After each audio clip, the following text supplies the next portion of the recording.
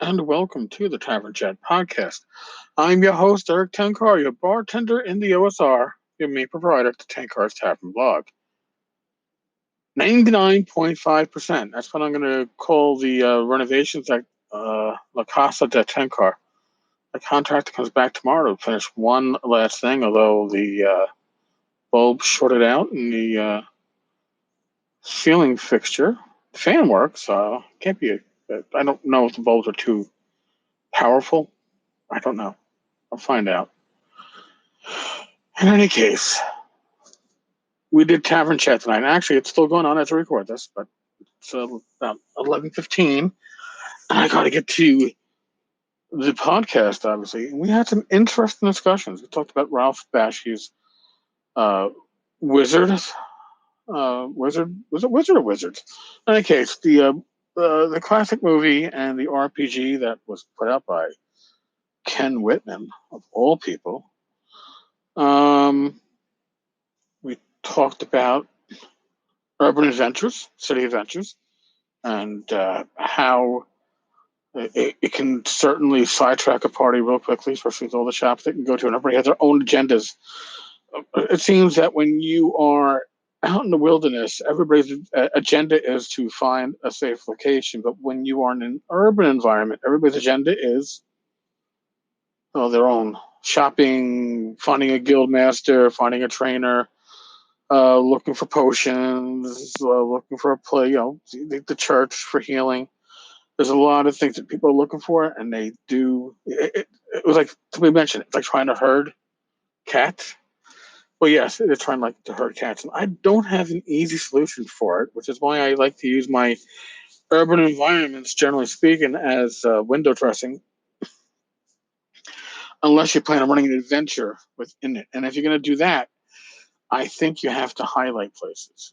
You have to have places that your players are going to be drawn to, that you expect them to be drawn to. So you can put the plot hooks, or you can put not necessarily rails, but give them the breadcrumbs that will take them from one location to the next, and keep things moving as opposed to trying to herd them. Again, not the easiest thing to do. We also talked about tunnels and trolls. Now, I don't know if you all listening know, but I have one of the more complete tunnels and trolls collections that I personally know of. I have Ken St. Andre's personal copy of second edition, and it's signed by Ken. I understand he doesn't have a copy of first or second at this point, and there weren't many copies even of second edition, maybe 200. I think it was less.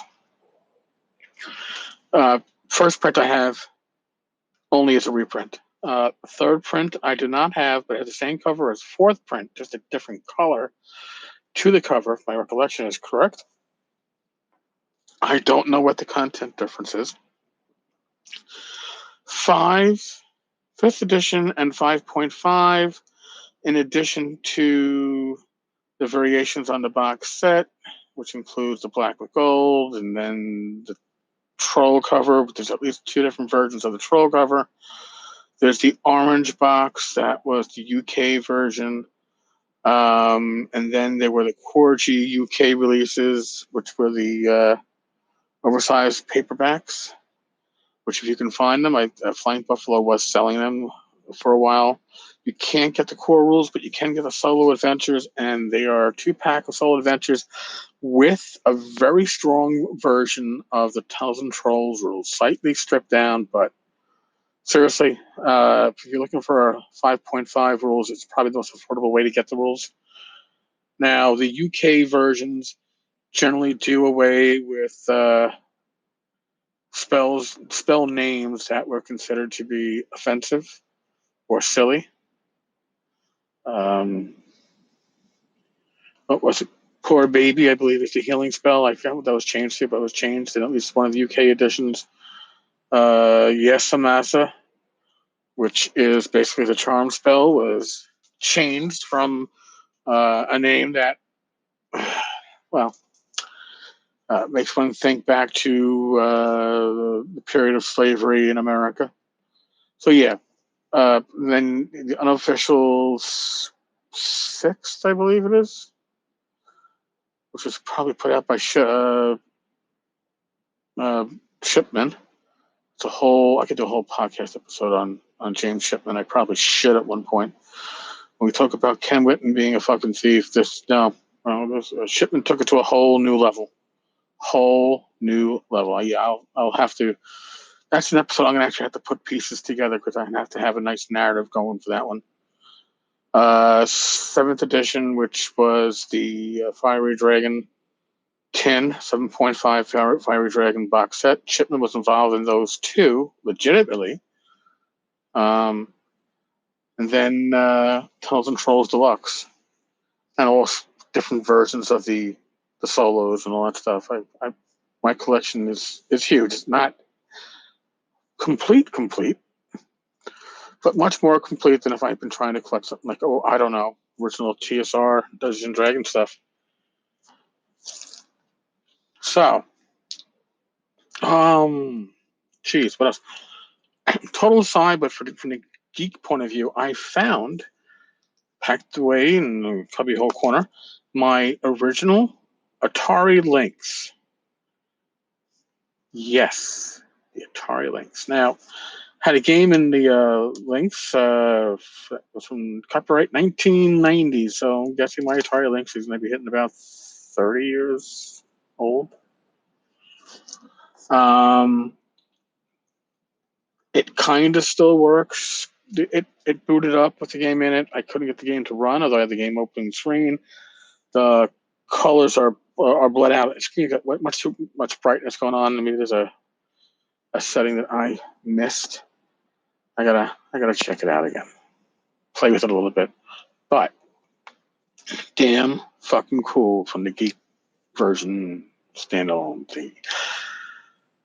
Folks, today is the 22nd of May. In 2 weeks, I am heading out to North Texas RPG Con. I hope that many of you will be heading out to North Texas RPG. Expect that we'll try to get a gathering together while at the con, either Friday night or Saturday night. Not 100% sure which night. We'll figure it out as we get closer. Just to hang out, just to get to meet and greet. So if you like listening to the podcast, if you read the blog, if you participate in the Discord server or any or all the above, and you're going to be at the con, we're going to try to put together a time where like-minded individuals can actually go, hey, I remember hearing you, or I remember seeing you on the Discord server. I remember your post on the blog, your comment on the blog. So we want to make those connections real. So we'll figure out a way to do it. Otherwise, I'm either running games or I'll probably be at the Frog God booth. Hard to find me, right? All right, folks. On that note, as always, be safe, be well. God bless. Roll those dice and roll them well. I will talk with you all tomorrow. Later, folks.